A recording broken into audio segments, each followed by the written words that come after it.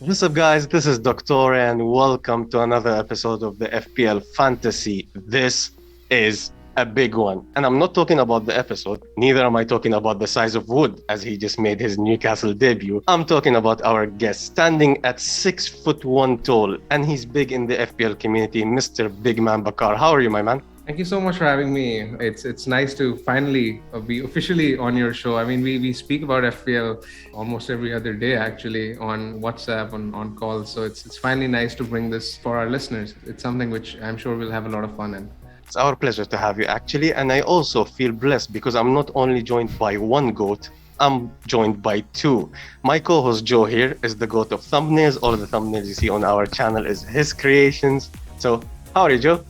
I'm doing really good today. I'm excited. Yet again, another episode of the FPL Fantasy channel, and I'm excited to have BigManBakar on the channel today. I know when we first started this channel, Doc had mentioned that he had spent hours with you every day talking, and his wife is like, "Oh, you're talking to him again, aren't you?" I'm like, "Yeah.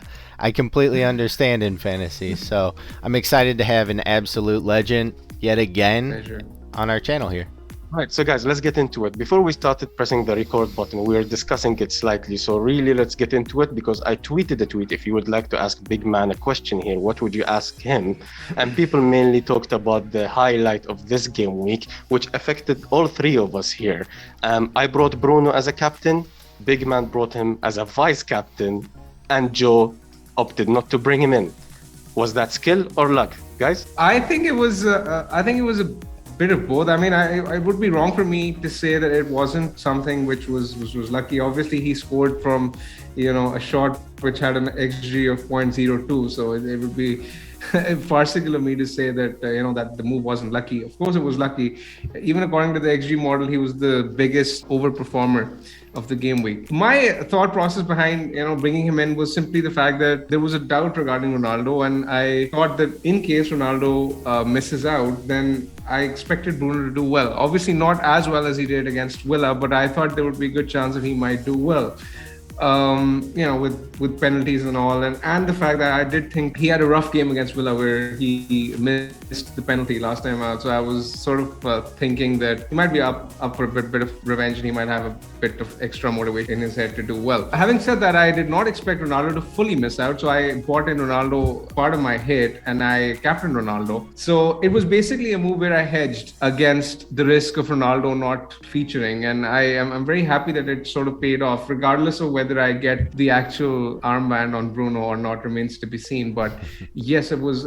I think it was 75% luck and 25% skill. There's no denying it, because the signs of this happening weren't. I mean, I couldn't see them personally. I had actually had a very intense discussion on this week's episode of the FPL Wire, last week episode, with Zoff and Pranil. And Pranil was adamant on bringing Bruno in, and that was before the Ronaldo injury scare and all. Me and Zoff were like, no, it doesn't make too much sense. I mean, there was, and I usually trust Pranil's instinct as a United fan. I mean, he has been right with a lot of, United picks in the past, so I usually do trust him. So he was another big factor in me bringing Bruno in, because I usually trust him with my United picks.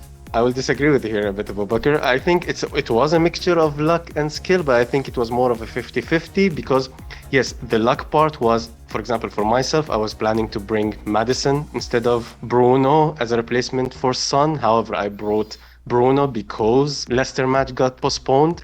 So that was kind of the luck part, but also the skill part of this is I actually followed the news and I knew what was going to be postponed and what's not. So it's kind of that's the side of the skill side. So I think it's a mixture of both, but also we were on a phone call half an hour before the deadline trying to decide whether to bring Bruno or not. And I told you one thing that kind of resonated in my mind was, if Ronaldo misses out, which was possible because there was rumors that it was a muscle injury after he came back to training. And when I thought of a muscle injury at his age, probably he's gonna miss out. Maybe he will play 20 minutes versus Villa and he will play full match versus Brentford. And I kind of thought okay, Bruno will get a 90-90. But the main reason that it swayed my decision and I captained him was the Ranieri's comments when he mentioned that he will probably change formation. He liked to have three midfielders in his formation. And I mentioned that to you on the call. And I thought, okay, Bruno back in the hole. It's a great opportunity. Yes, it might be a bit risky. It might be a bit punty, but I think that's an opportunity to jump on a differential captain that will probably score high. And he has a double game week. So I thought even if he doesn't do well, which was the lucky part, he did well versus Villa, but even if he doesn't do well versus Villa, he has the opportunity to do well versus Brentford. Joe, what do you think about this conversation? I think every opportunity that you possibly have, Doc, to not give Team Luck credit, you try. That's what I think. I was losing my mind when I saw Ronaldo wasn't in the match, because I know everybody says this, especially in game week 1. I was thinking about Bruno. I had Bruno in my team. I was genuinely thinking about Bruno when the Ronaldo news came out, but then they had the United press conference, and basically the words that we were getting was, oh yeah, Ronaldo's fine, he's fit, he's good, everything's great. And then after the game, when they asked, hey, why wasn't Ronaldo even in the squad, they go, oh well, Ronaldo, we talked yesterday and you could tell that he wasn't fit and he wasn't doing well. I was losing it. I'm like, you said not even 24 hours before that he was fit and fine. That's why he's in my team. That's why he's got the armband. Otherwise it would have been Bruno. I'm like, this one's on you. I want my points back. But but it was expected. We know when Ronaldo's not in the squad, Bruno usually flourishes. He's a great player. I named my team for basically since Bruno has been in the league, always bet on Bruno. It is what it is. Ronaldo isn't in. I have Dennis as my vice captain, so hopefully I can pick up 4 points and their second game gets postponed there to really tip off the week. But soccer's played on grass, baby. We gotta just wait and see. This is a nice segue because this brings me to Abu Bakr, who has a vice captain who is Bruno. So if Ronaldo misses out, he would enjoy some FPL jam on toast. What do you think about that, Abu Bakr? I actually don't want to think about the possibility, because the possibility is too good to be true. And if it happens, I'll be grand. I don't know. I mean, I do think that the result might actually force Rangnick's sort of hand, and he might sort of rush Ronaldo in earlier than expected. You know, people have been sort of stalking him all over on Twitter, Instagram, his wife, trying to figure out whether he's back. Apparently there were rumors that he wasn't in England. He's now flown back. So we don't know what his status is regarding his availability. But I mean, even in the worst case scenario, I mean, if Ronaldo does feature, I still expect him to do well, because Brentford are all over the place, and hopefully United can put a few past them, because I mean, I can't be that sure with United either. I mean, you never know with United. Yeah, definitely. I feel like United is slowly becoming the new Man City, where you never know what's going to happen now. Like, just from this new week, Man City. just from this week, like, yeah, oh yeah, everybody's fit, everything's good. Well, where was he last week? We decided to give him a rest. He was a little tired in training yesterday, so we gave him a rest for the next 6 weeks. What are you talking about? Abu Bakr, if Bruno gets your vice captaincy and he turns out to be your captain, that would be considered good luck, right? I was wondering, I've always wanted to ask you, how do you deal with bad luck? So let's say you made a very good decision. One of the decisions you made was last week you brought DCL, and he was on penalties. He took a penalty and he missed. I feel like it was a sort of a bad beat for your team. So if you felt that luck was going against you at one point of time in FPL, how do you deal with it? How do you bounce back, let's say? I think the variances, especially these days with the postponements and all in play, are brutal, and they can work both ways. If they go well, then you can have a lot of jam, like a lot of people did this week. But when they go against you, they can really sort of take a toll on proceedings. And the best way to deal with a bad transfer decision or a bad week or an unlucky decision is to just switch off for as long as possible and just come back to the game an hour before the deadline, which is actually easy these days, because that's essentially what you're supposed to do anyways. And that's what I did. I actually remember last week I wasn't sort of that plugged into FPL, and you sort of reached out to me and you were sort of worried as to where I was. And that's what I was doing. I was sort of taking some time off. And I don't really like thinking about FPL when I'm not doing well, especially at a point where I don't think I've done anything, massively wrong, or I've made a blunder, yet I've been punished for it. So I think the only way to do is to switch off and just focus on real life and do whatever else other than open the FPL app or the FPL website. How do you deal with a bad beat? It depends on what season we're playing in, because recently I've become a little bit better of a manager. I can usually balance out my bad weeks with 5 good weeks. I have a bad week, I'm like, okay, it was 1. It's not a big deal. I would love to unplug, but I'm one of those millennials where I just sit there and I doom scroll through everything.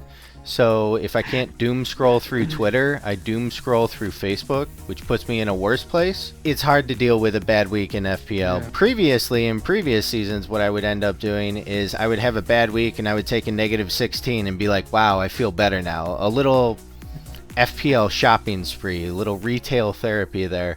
And that usually helped, unless the -16 ended up going bad, which more times than not, yeah, -16s do go on the downside of things, and you're in a worse spot. Recently, it's just getting through the week, trying to ignore everything and find a new social media to jump on and waste my time on for the next X amount of time till the next game week.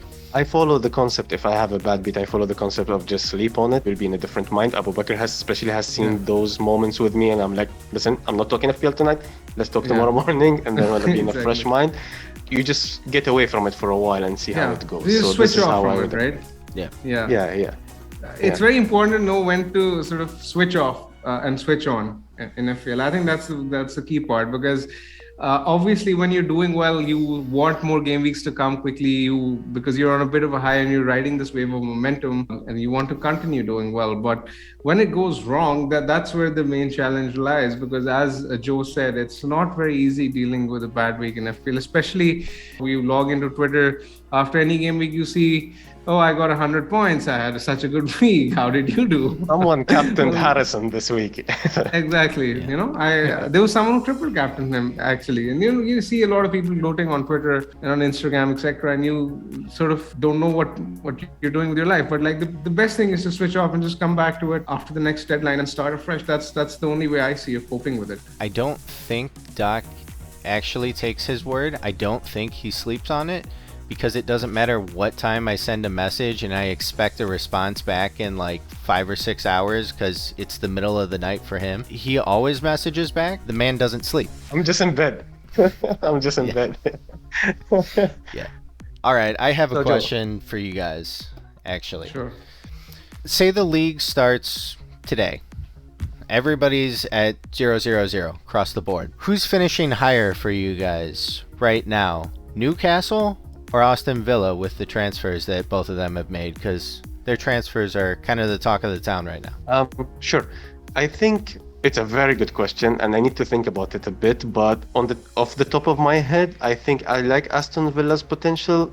I love Eddie Howe as a manager, but I also like Steven Gerrard as a manager, being a United fan, but I think he's doing very well with Aston Villa.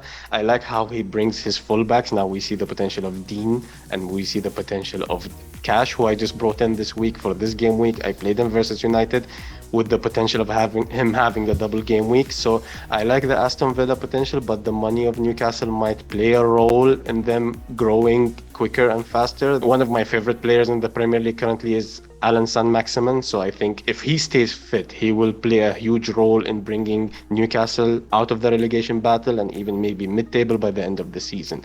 So it's a tough question to answer because there is pros and cons for both teams. I think defensively Aston Villa can do better, but also Newcastle can do much better. But their attack is getting really good, especially with bringing Chris Wood and Trippier with those crosses, with those possible headers. So if you ask me this question maybe in the beginning of the season, I would tell you probably Aston Villa, but right now I couldn't give you a definite answer, but I'm still leaning Aston Villa slightly. Yeah, I completely agree with Amar. I mean, I generally don't have anything else to add, but like Aston Villa, I really like what they're doing and how they're developing, and especially under Gerrard as a manager. I live on statistics, and their underlying data has improved massively under Gerrard, and that is actually despite the fact that they've had a very sort of rough run of fixtures in recent times. and their easier run of fixtures is actually now going to start. So I am very excited to see how they do in the weeks to come. Yeah, I'm already doubled on Aston Villa assets. I have Cash and Watkins, and there is a triple potential this game week if they get a double. So I see what Abu Bakr is mentioning. Joe? Yeah. I would agree with you guys. I like Aston Villa too. I feel like a lot of their transfers, I mean, you have Coutinho and Luka Dean that just came into the team. I expected more big name transfers out of Newcastle, where you have your flashier players. Yes, you have Trippier. He's a set piece specialist. We also haven't seen him in the league for X amount of time. He did play fairly decent last week, but I think I expected more flashy, sparkly transfers that kind of draw people in just with the amount of money that the club's accumulating right now. And also, maybe that's due to some of the media consumption that I have too, because everybody, when the team was first sold, was talking about Mbappe and Haaland and all these big names that are like, oh, they're going to Newcastle now, which, okay, we'll see if they're going to go to possibly a relegated team. I'm sure they want to play in the championship and score 340 goals. I agree with you guys. I think Villa is probably going to end up on top here. I want to add to that, but before I do, I would like to interject here and ask our audience and our viewers, if you're enjoying this episode, drop a thumbs up, subscribe, help us get to our goal of 100 subscribers soon. And I wanted to add to Joe's case here. I understand the profile of the players that Newcastle are currently attracting. Man City, when they were taken over, they had similar transfers, some experienced players from the Premier League, some English players to help the profile of the team grow, with some young players also. So you can see Newcastle are trying to do what Man City did 15 years ago, was it? So it's the same. And I think we will see in 7 to 8 years, maybe even earlier, maybe within 5 years, we can see those big names being attracted to Newcastle. But I think they are building this way. So if you remember the Man City, they brought Company as a young lad who had potential. Johnson, for example, if I remember correctly.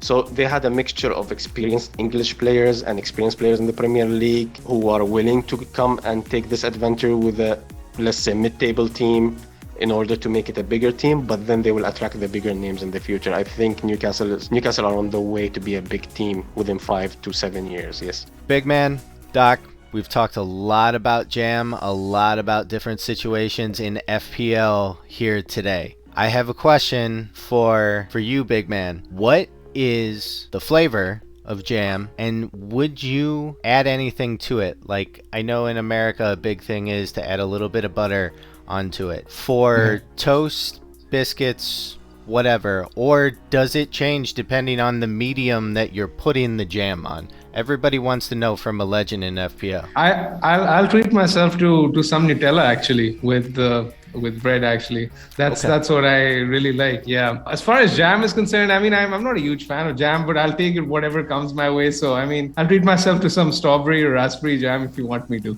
All right, perfect. You heard it here first, everybody. Strawberry or raspberry jam. To be good at FPL, Expected jam of Abu Bakr, yeah? Eat it. Eat it. Doc, what's your jam of choice? You're not getting out of this either. Doc, you're not getting out of this question either. What is your jam of choice, and what do you like to add with it, if anything? I like all kinds of jams, especially FPL jam. I hope Abu Bakr gets one this game week and he gets his captaincy to Fernandes. However, I like to put, for example, cream cheese and then on top of it any type of jam, maybe blueberry, strawberry. But yeah, my favorite, if you want to say it, is FPL. Perfect. I'm a grape jam guy myself. Love some good grape jam. I hope everybody enjoyed this episode. Please drop a thumbs up. Subscribe for further episodes. We bring guests all along. Please comment down below who would you like us to bring for future episodes. I hope Abu Bakr would enjoy this and he would love to join us for future episodes. Thank you for having me on. You guys are doing a fantastic job, and I request all our listeners and viewers to subscribe to the channel and help these guys grow. They're doing a fantastic job. Thank you. Joe? I'd just like to say, kind of agreeing with Doc, like, subscribe, comment. Feel free to reach out to us on Twitter. Big man, thank you so much for coming on. Absolute pleasure. No worries at all. Absolute pleasure. It's been a pleasure for us too to have such a legend on. And don't forget, everybody, raspberry strawberry jam. If you're not having it, you're missing out. Get on the train. All right, guys. We'll see you all in the next Alright, guys. episode. Take care. Take care. Take See care. you, everyone. Peace.